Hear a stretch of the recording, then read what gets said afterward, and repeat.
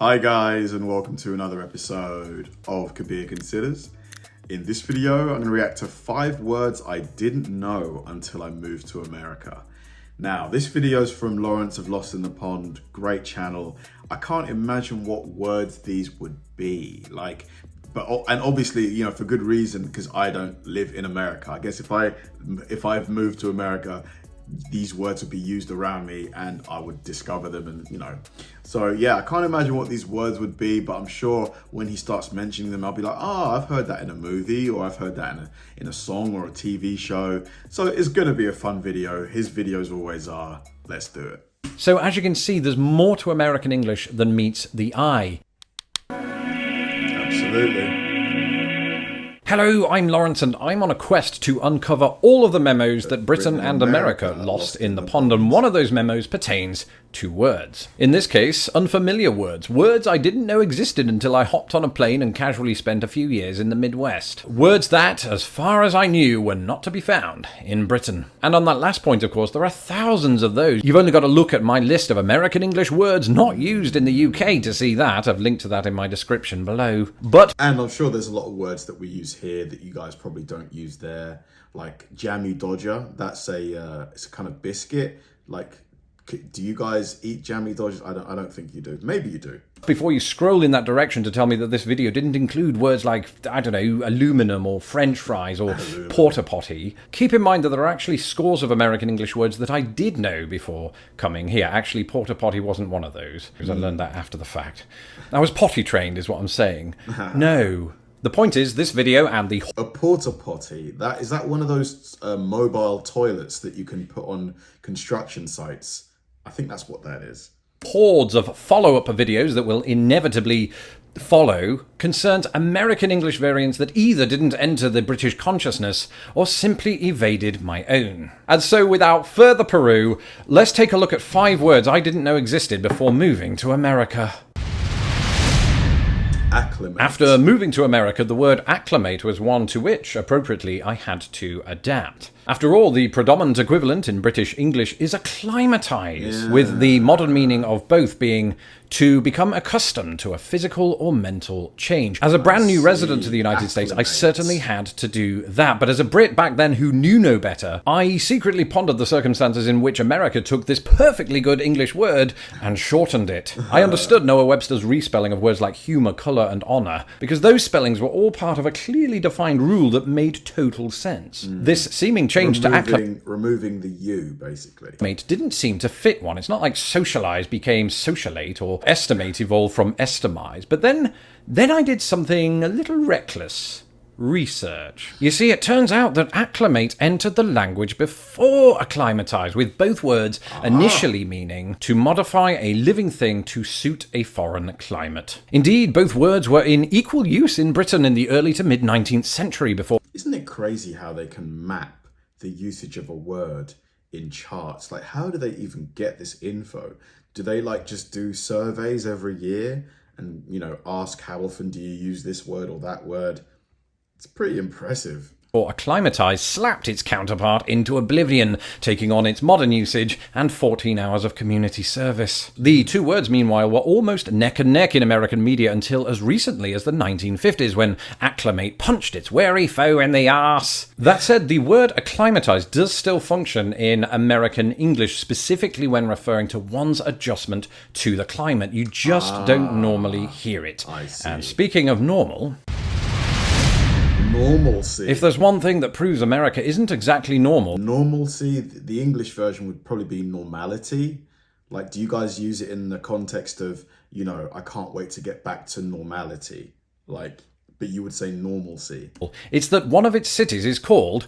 normal. But when it comes to the English language, there's another way that America deviates from the norm. Its use of the word normalcy as an alternative to normality. This, as I've pointed out before, was largely down to one man, 29th President of the United States, Warren G. Harding. Harding, a man known for his cavalier relationship with the English language, used the word normalcy as part of his presidential campaign slogan, a return to normalcy, in 1920. Only there was one problem. At this time, the the word normalcy meant exclusively the mathematical condition of being at right angles. Clearly then Harding's measurements were all askew, but it didn't stop his intended meaning of the word from taking off. Indeed, if usage trends hold, normalcy is on course to overtake normality in print in my lifetime, which is truly what counts for exciting these. Could you imagine if a presidential campaign, used a made-up word as part of their key, campaign language or slogan?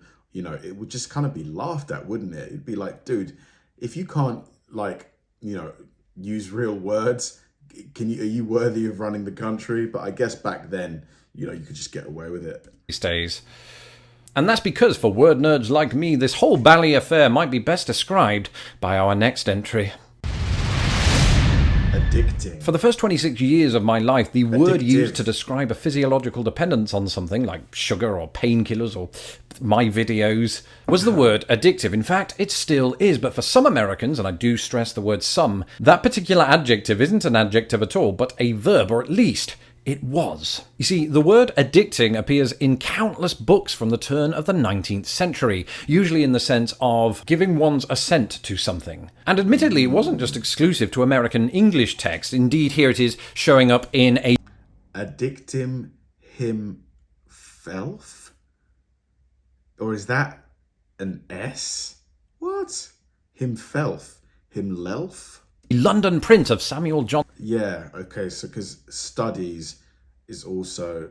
That is such a weird way of doing an S. Johnson's The Plan of an English Dictionary, again in the previously abundant verb form. And then that abundancy dissipated, which makes me sound like a weather presenter. And the word, now as an adjective, did not see such widespread use in print until after World War II. Curiously, its re-emergence occurred at almost exactly the same time that the word addictive was entering English. And that's because the two words, particularly in American English, were thereafter used interchangeably. Of course, graphs such as these only tell part of the story. The word addicting in literary circles is probably considered informal usage, so it's less likely to appear in print than addictive. The jury then is still out on spoken instances of the word addicting, but I will tell you from personal experience that I only encountered it myself after moving to America's Midwest. And the same is true with our next entry. Yeah, I mean, I've never heard anyone use the word addicting instead of addictive, so it's probably something quite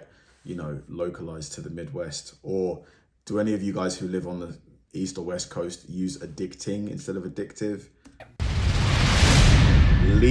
As I mentioned in my previous video, there exists a term exclusive to American English that describes the act of viewing and potentially photographing fall foliage, and that word is two words actually, leaf peeping. As far as I can tell, the phrase is mostly common in New England, but does put in the occasional appearance here in the Midwest. So let me know in the comments below if this term is on your radar and where you live. But just don't give me your full address again. I'm a sucker, 1977.